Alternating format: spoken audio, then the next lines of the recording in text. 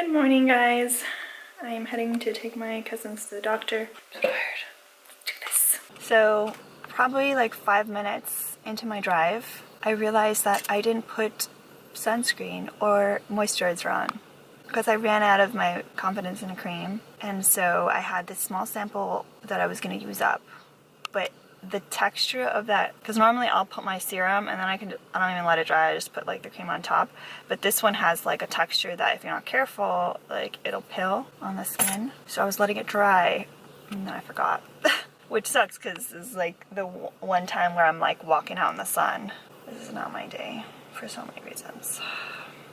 Oh my god, I don't know if you guys can see that swim going through the water. I think that's a manatee. Oh my god. I was like, what is swimming through the water? It's swimming pretty fast. Holy crap. It's a manatee. I'm pretty sure. Because the tail is flat. That is so cool. That is definitely the coolest thing I've seen in my yard. I like ran to get my camera. I've been trying really hard to keep it together today, but I haven't been able to. I didn't want to ugly cry again for the millionth time on my vlog channel. Most of you, probably all of you guys would never know this unless it's my sister or my mom watching, but even then, like, they probably don't remember the date. Today marks the anniversary of when I put my first dog, my only other dog, to sleep because of cancer. And I remember this day so vividly because the day before was Easter. And we went in the next day planning on doing a surgery that would bypass the tumors. She had transitional cell carcinoma, and the tumor was very small, but it was placed in her urethra, which in some ways was good because usually transitional cell carcinoma, which is also called like bladder cancer for dogs, it usually starts in the bladder, and by the time the dog starts to show symptoms, it's just out of hand and it's spread, and you know, the life expectancy is like just like very little. But because hers started in urethra, and the urethra is so small, the tiniest little tumor caused her to get like stopped up. So, you know, she was presenting symptoms like a UTI, like she had to go to the bathroom, but then we realized nothing was coming out. So that's how we learned of it. So we had gone in planning on doing a surgery.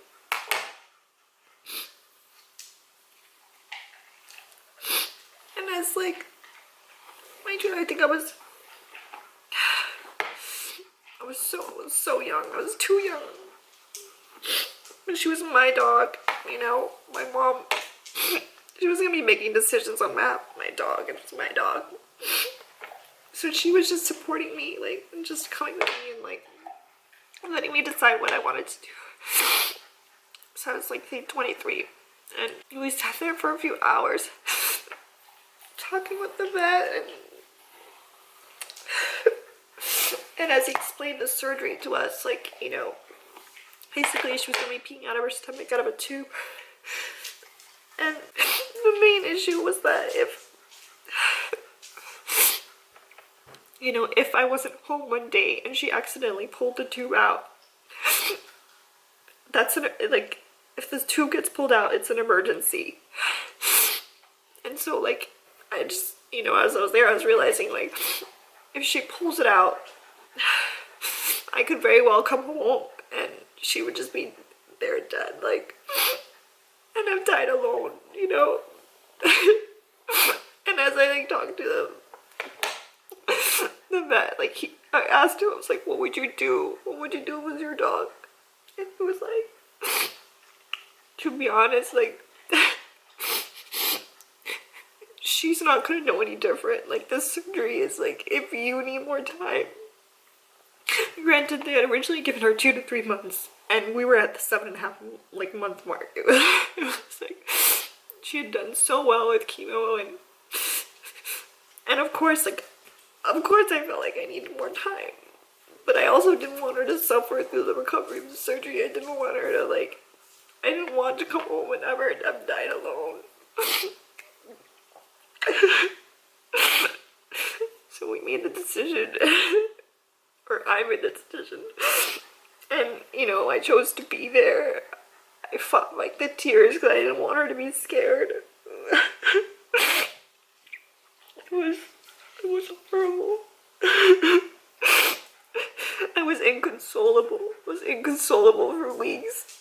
Like, it was unreal. It was unreal. And, like, I still cry about it. And I still, everything about her. And I grew up very awkward and very, like, very weird. And I was always picked on and made fun of. And I was never, like,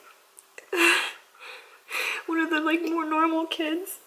And many times she was, like, my only friend. And many times I feel like if it wasn't for her being around, like, I wouldn't have wanted to, like, be alive. I wouldn't have wanted to live. And I know it sounds stupid. Most people are gonna be like, oh, it's just a dog. Why are you crying so hard? Why are you so devastated? And I have no words for people like you.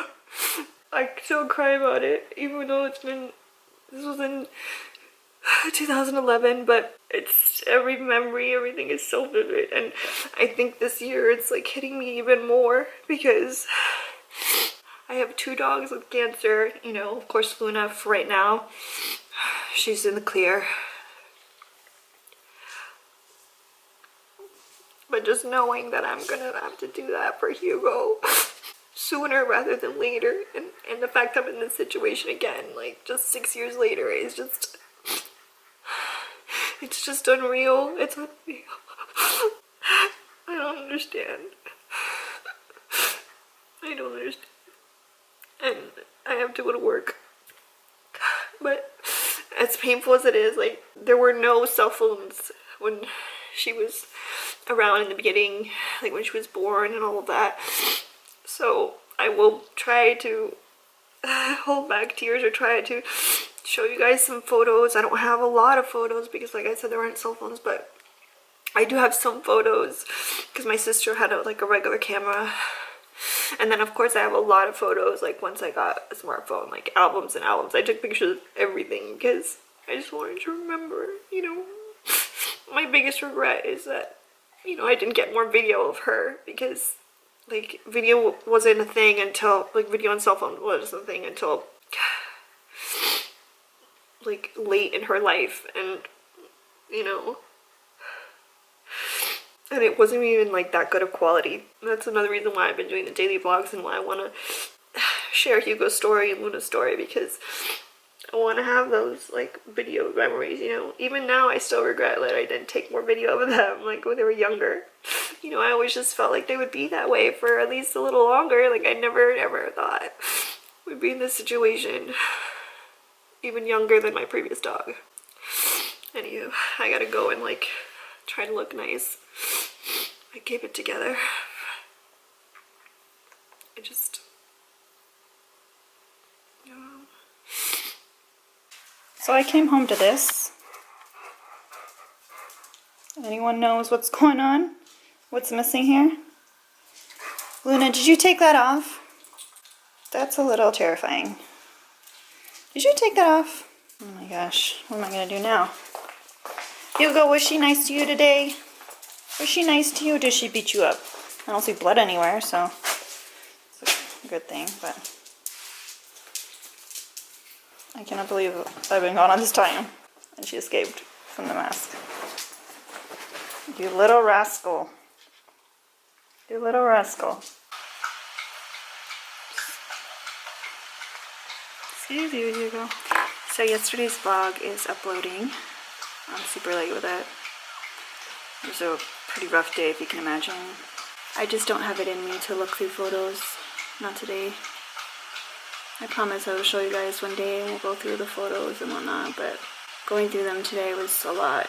I haven't been able to, like, I've made these albums and I haven't been able to look at them since I threw the photos in them. And I think I was doing it as we went. Like, I don't think I did it after. Like, I have a massive bin of her things. Like, I haven't been able to touch any of that. It's been 6 years and I still haven't been able to touch any of it. It's just, it affected me so much. I apologize if I had to leave parts of this vlog unedited. I couldn't relive it. My eyes are like I had a headache today from crying so hard, so much, all day long. So, yesterday's vlog's uploading. 1% done. I will see you guys tomorrow.